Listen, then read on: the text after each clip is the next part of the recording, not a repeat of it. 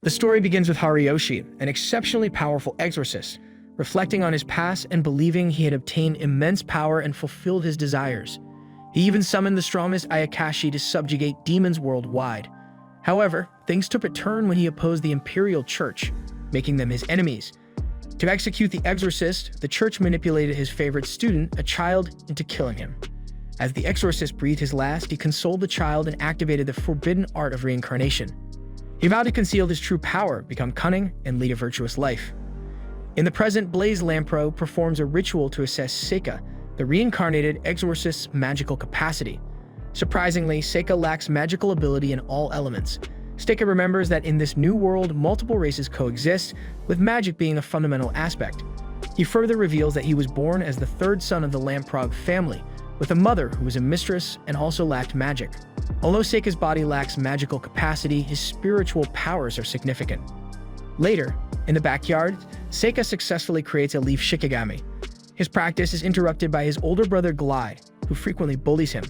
Seika uses his shikigami secretly to teach Glide a lesson. Soon, Seika turns 7 years old, but there are no celebrations since he is the son of a mistress. The only servant kind to him is Yifa, who retrieves Seika's clothes whenever Glide throws them. Glide interrupts their conversation, boasting about attending the prestigious Lodominian Magic Academy to enhance his magic skills and become a court mage. He dismisses Seika, stating he is only suitable for the army. Angered by Glide's behavior, Blaze steps in, taking the two boys for magic practice while Seika watches from the sidelines. In an attempt to humiliate Seika, Glide hands him his wand. Initially, Seika intended to hide his true abilities, but he decides to teach Glide a lesson for the sake of his future and utilizes his spiritual power to launch a blue fireball, obliterating all the targets, leaving Blaze and his brothers astonished. Later, Blaze reveals that there are records of individuals who can use magic despite not being born with it. However, he refuses to let Seika enroll in the Magic Academy, as such individuals rarely achieve great success in magic. Nonetheless, Blaze arranges a tutor for Seika. Seika diligently studies the art of magic, and time passes as he reaches the age of 11. Afterwards, Seika summons Yuki, an Ayakashi who had accompanied him in his previous life. In his backyard, Seika learns that Yifa possesses the ability to control elementals, something he himself could not achieve despite doing extensive research. After much persuasion, Yifa agrees to teach Seika how to control elementals. Following Seika's 12th birthday, his brothers Glide and Ruff offer to train him for the army. However, their training is interrupted by a couple of maids who inform them of a large monster approaching the city and heading towards their mansion. The monster eventually reaches the mansion, prompting Luff to order everyone to evacuate. Seika rushes towards the monster to save Yifa and provokes it, leading it away from the mansion. He then casts a poisonous spell that proves harmless to humans but fatal to lizards, swiftly eliminating the monster. Seika's actions leave everyone at the mansion shocked and result in him receiving a round of applause. At the dinner table, Luff captivates everyone with the tale of Seika, while confronting the lizard, leaving Blaze impressed. As his reward, Seika makes a request to his father to allow them to join the prestigious Lodonian Magic Academy, as he believes that his hard work and talent have proven him worthy of such a position. He also expresses his desire to help the kingdom as a member of the esteemed Lamprog clan. Upon hearing Seika's argument, Blaze agrees to let him go to the academy, but with one condition: he must pass the entrance test. Seika then makes another unusual request to Blaze. He wants Yifa to accompany him to the academy as his personal servant. Initially, Blaze hesitates, unaware of Yifa's magical potential. However, Seika assures him otherwise. Seika then takes Yifa by the window and instructs her to use a mid-ranking fire spell with the help of the elementals. Yifa shouts out the incantation, releasing a giant fireball. Witnessing her abilities, Blaze changes his mind. Meanwhile, Glide argues that their family traditions have never allowed two brothers to pursue the same path. In response, Blaze informs Glide that he will join the army, as he shows promise with a sword and possesses the strength to back it up. He questions Glide's dedication to the Magic Academy, pointing out that he has never seen Glide take the time to improve his skills. Glide has always been preoccupied with swordplay and spending time with a troublesome crowd. Frustrated, Glide challenges Seika to a duel, declaring that the winner will attend the Magic Academy, while the loser must leave home immediately. Glide tells their mother to stay out of it, as this matter is between the two brothers. After seeking Seika's consent, Blaze sets the time for the duel, stating that it will adhere to imperial law. No magic above mid-rank will be allowed and real swords will be used. In the dead of night, Luff visits Seika's room, wishing him a happy birthday and presenting him with a glass pen to aid in his studies. He confesses his guilt and apologizes for his past mistreatment of Seika, admitting that he didn't know how to communicate with him. Luft then expresses his pride in having a brother like Seika. Shortly after Luft leaves the room, Glai smashes through the window, challenging Seika to a fight without any rules. He launches a lethal attack, but Seika remains unharmed and uses his Shikigami to take control of Glai's body, imparting a long-awaited lesson. The following day, Glai forfeits the match and Seika sets off for the academy with Yifa by his side. Back at home, Blaze reflects on the fact that it has been 12 years since his younger brother, Gilbert, left Seika in his care. Gilbert was a free spirit, unlike the other nobles, and became an adventurer. Shortly after leaving Seika, he disappeared in the demon territory. Blaze begins to suspect that Seika might be a demon, considering the strange attributes of his magic.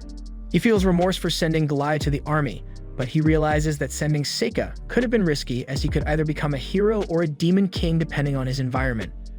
Upon reaching the academy, both Yifa and Seika take the magic aptitude test, which sparks gossip among those around them due to Seika's perceived lack of magical ability. This is when they encounter a girl named Amiyu, who surprisingly bears a striking resemblance to Seika's favorite student from his previous life. Amiyu takes the aptitude test, leaving everyone astonished as she demonstrates a talent for all 4 elements. After completing the magic aptitude test, both Seika and Yifa proceed to the written exams. Seika emerges from the exam room feeling satisfied with his performance, while Yifa is anxious due to some mistakes she made. Seika reassures her, saying that she will make up for it in the practical exams, and he himself is excited to witness Amiyu's strength.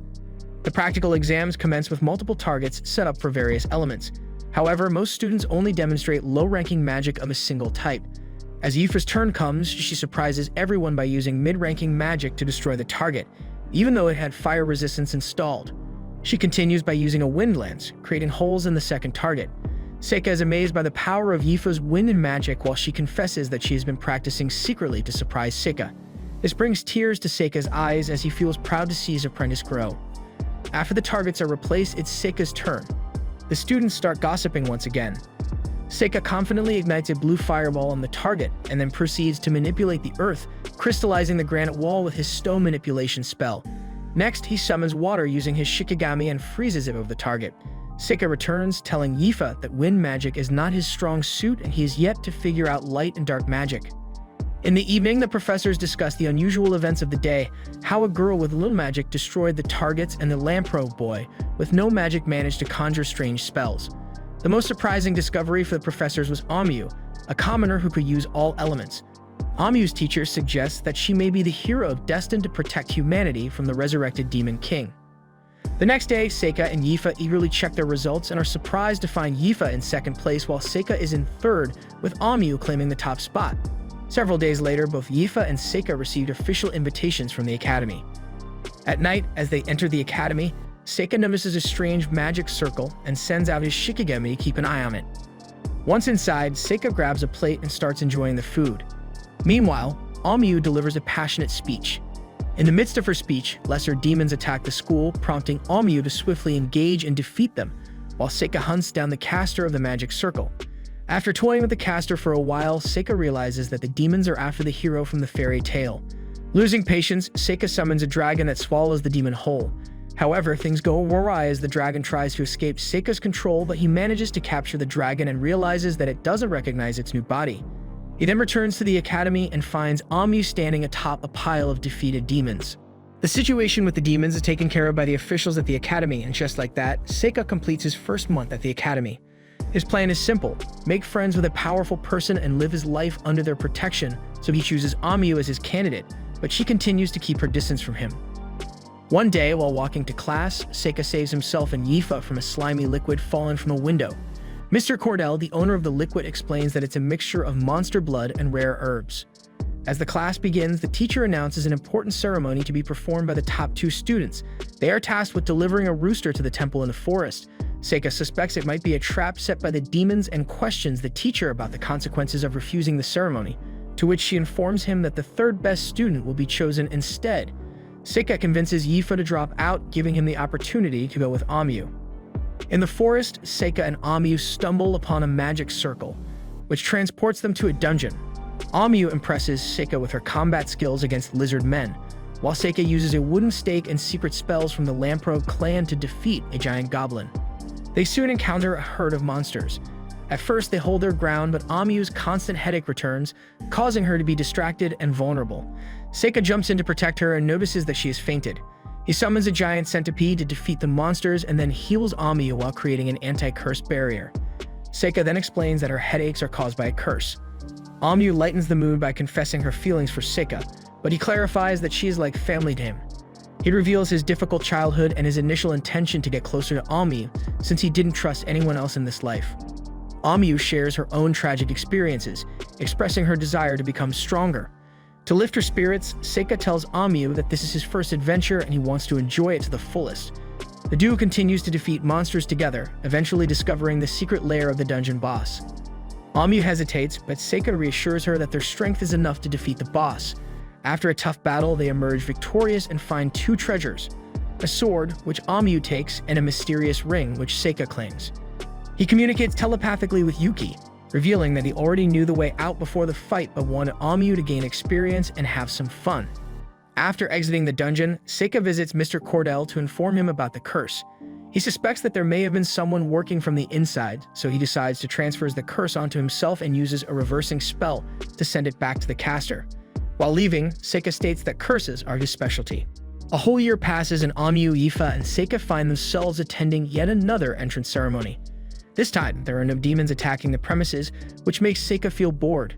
As a precaution, he places his Shikigami around the academy in case another demon attack occurs.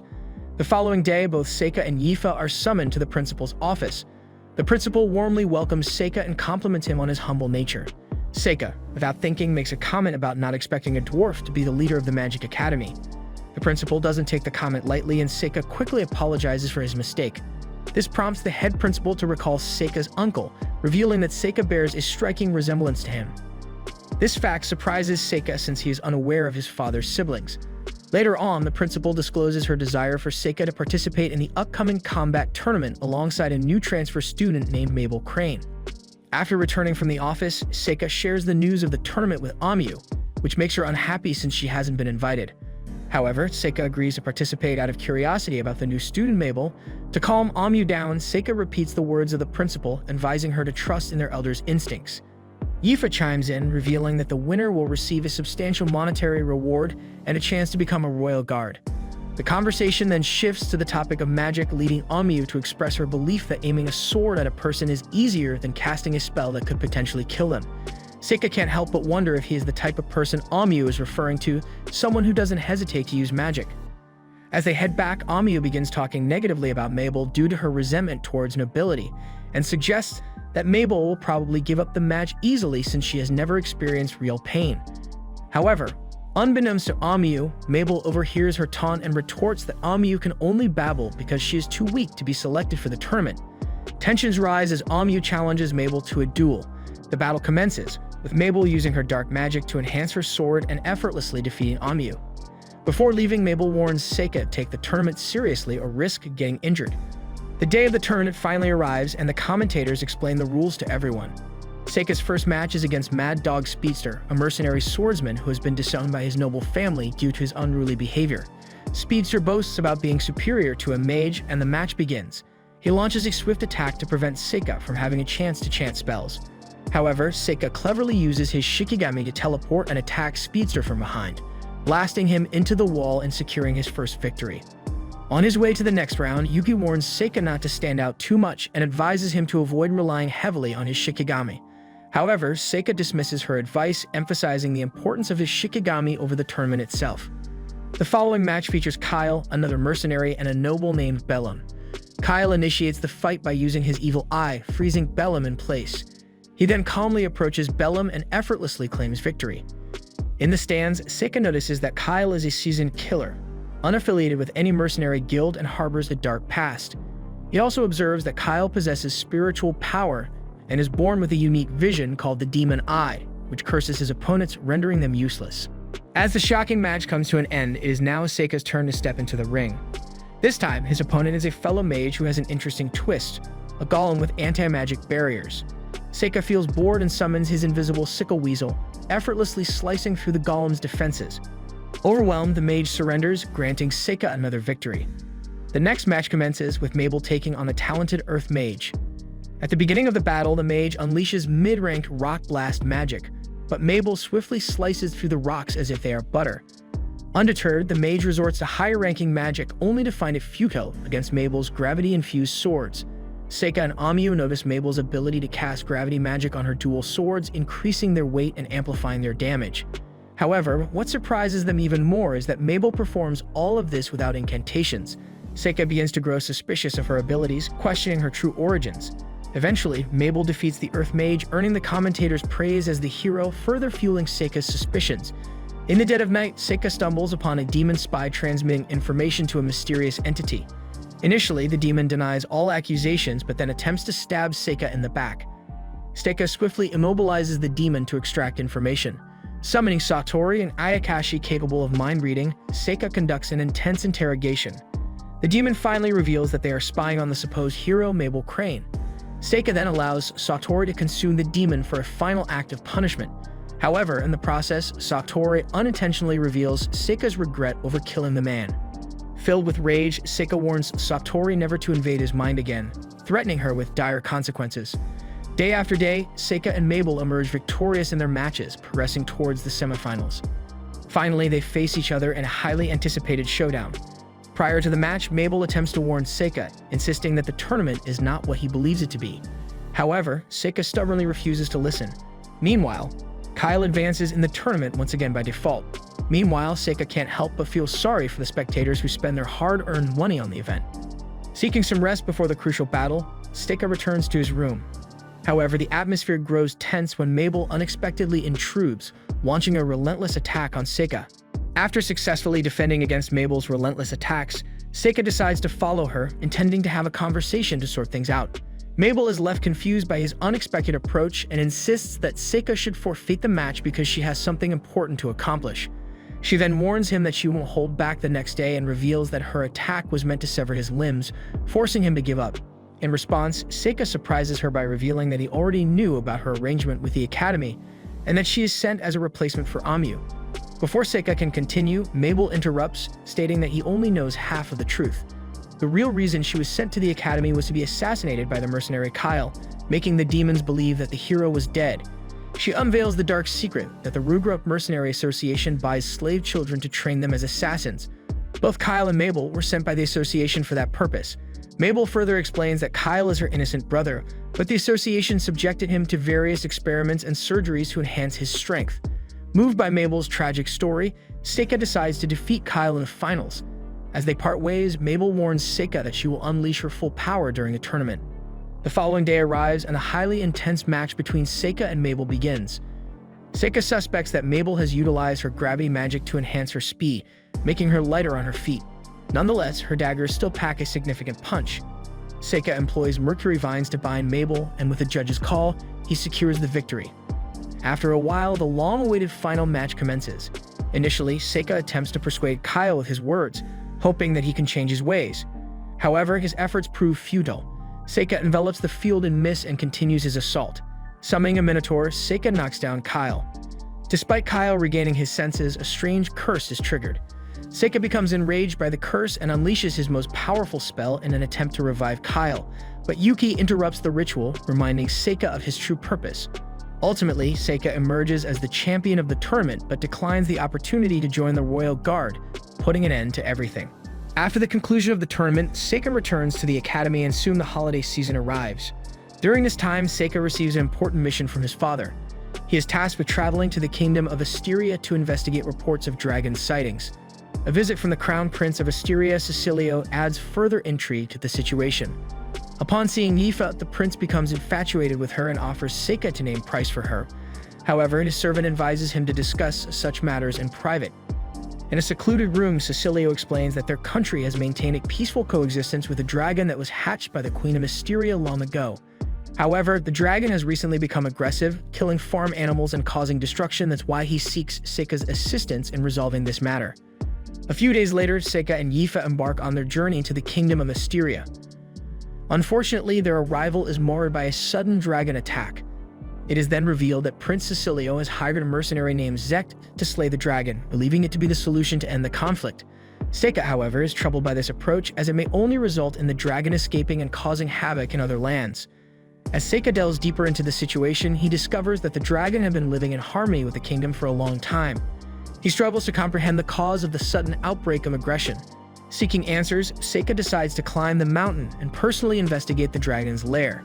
During the night, Seika engages in a conversation with Yifa, inquiring about her thoughts on Prince Cecilio, but unintentionally hurts Yifa's feelings by emphasizing the supposed honor of becoming a prince's wife. The following morning, Yuki scolds Seika for being insensitive towards Yifa and disregarding her emotions. Seika sets off towards the dragon's lair, and upon encountering the furious dragon, he skillfully uses his Ayakashi to ensnare it in a net. To his surprise, Seika discovers a dragon egg in the lair and explains to Yuki that many animals can change their gender according to their environment, and the dragon had done the same after its partner passed away. Seika then starts a fire to provide warmth for the egg's incubation. Meanwhile, back at the castle, Lise takes Yifa on a tour of the prince's harem. Cecilia prepares the paperwork to free Yifa from her slavery, hoping she will become a member of his harem. However, Yifa firmly refuses to sign the contract, unwilling to be part of such an arrangement. Frustrated and desperate, the prince attempts to force Yifa to comply. At that moment, Seika returns to the castle accompanied by the dragon, revealing that they have formed a bond of friendship. Seika calls upon Yifa to assist him with the dragon despite Lise's warning. Yifa decides to join Seika, confessing her genuine affection for him. However, their plans take an unfortunate turn when the mercenaries reveal their true intentions of stealing the dragon egg. Zek, the leader of the mercenaries, admits to deceiving the prince all along. In a swift and decisive manner, Seika, aided by the dragon, defeats the mercenary group, incapacitating them thoroughly. Later, the knights apprehend all the mercenaries, bringing them to justice. Meanwhile, Seika returns to the castle, only to face another obstacle. The prince accuses him of using magic to control the dragon and arrogantly insists that Yifa must join his harem. This infuriates Seika, who sees through the prince's immaturity and selfishness. In response, Yifa boldly rejects the prince and chooses to accompany Seika back to the academy. Back at the academy, Seika receives an invitation to his family's prestigious mansion to meet the esteemed holy princess. Although Seika isn't particularly excited about going back home, he decides to invite both Mabel and Amu to accompany him to keep himself busy. As they arrive at the mansion, they are greeted by Luft. Meanwhile, Glai, in his usual enthusiastic manner, challenges Seika to a fight. Amu discovers that Glai used to bully Seika and Yifa in the past, so she steps forward and challenges Glai instead. Seika warns Glai about Amu's formidable powers, believing that she could easily defeat him. To everyone's surprise, Glai insists that Amu should draw her real sword while he uses a practice sword, as he believes it's all he needs to defeat an amateur. Unexpectedly, Glai emerges victorious in a quick fight. Their encounter is interrupted by the arrival of the princess, who suggests that Glai would lose if he fought against Seika. Later, the group settles in at the mansion and starts to make themselves comfortable. After a while, Seika and the princess, along with Glai and Amu, embark on a city tour. While exploring the city, they come across a construction site where a log suddenly falls, endangering Seika and the princess.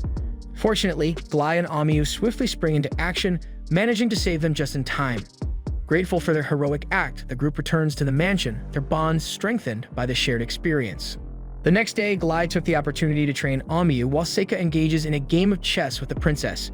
During their conversation, the princess confided in Seika, revealing that no one wanted to play with her because they never stood a chance of winning.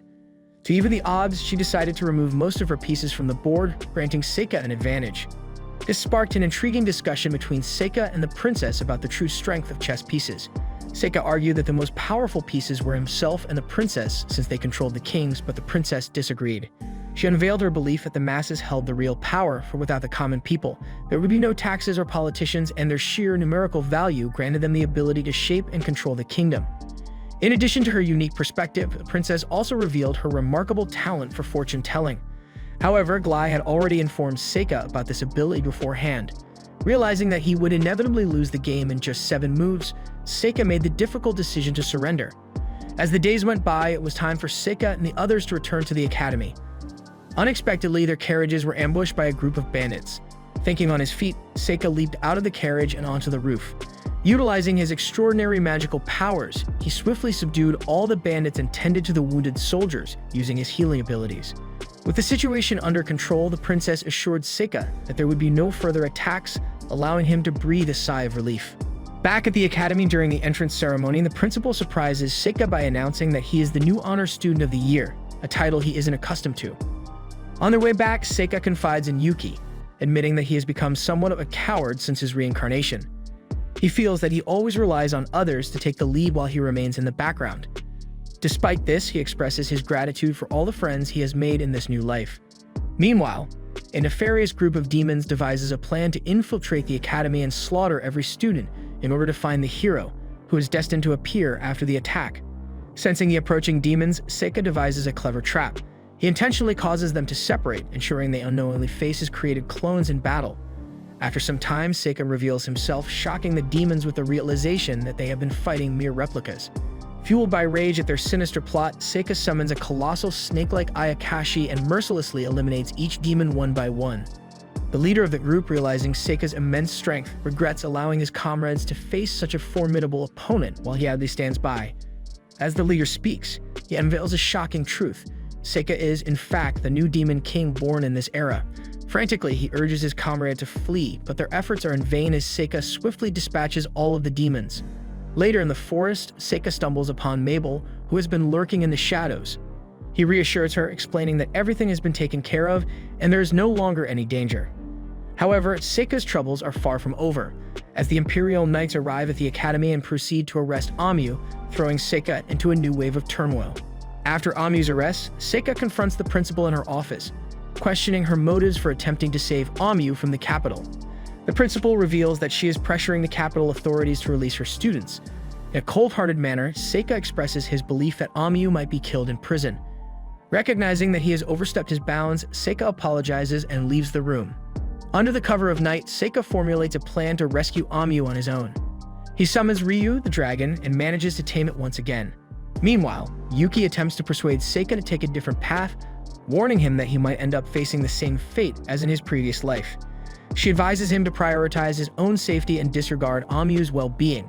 However, in Seika's mind, memories of his precious student from his past life, who bears a striking resemblance to Amu, resurface.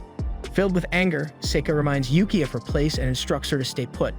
He then mounts the dragon's back and heads towards the capital. Upon reaching the castle, Seika utilizes his Shikigami to locate Amu and infiltrates the fortress from above, mercilessly taking down the entire platoon stationed there. Making his way to the dungeon, Seika rescues Amu. However, she insists on staying, determined to clear the situation herself. It is then that Seika reveals the truth to her. Every few centuries, a hero and a demon king are born. Seika informs Amu that she is the hero and urges her to escape with him. Just as they are about to make their getaway, Glai and the Holy Princess arrive, interrupting their plans. After a brief conversation, the princess decides to allow Seika to escape. Before leaving, Seika uses his magic to revive the entire platoon he had defeated. Meanwhile, a demon approaches the Holy Princess, inquiring about the powerful being they had encountered. The princess discloses that he is the demon king who cares deeply for the hero and will continue to use his magic to help others, even if destruction awaits him in the end.